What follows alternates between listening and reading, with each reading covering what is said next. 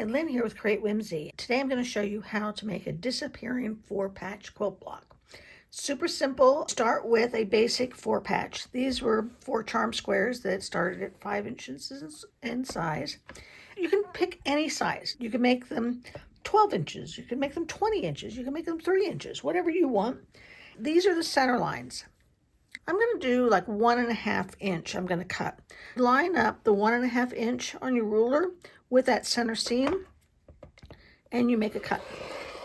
And it's really helpful to have a rotating mat. I really like this one.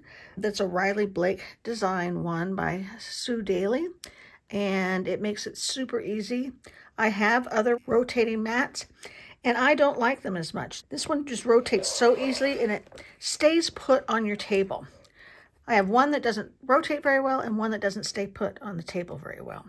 I'm going and just rotating it and cutting on all 4 sides of the center seams, 1.5 inches out.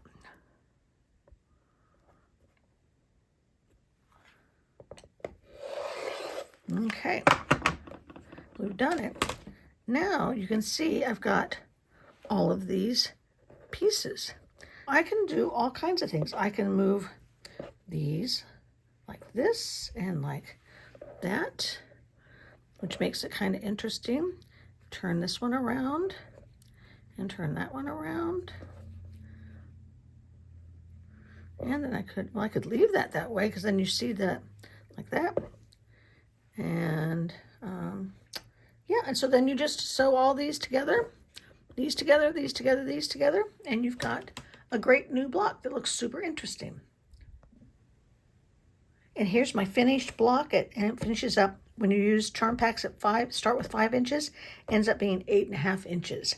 And isn't that just so much more interesting than a basic 4-patch block, but super easy? Have fun.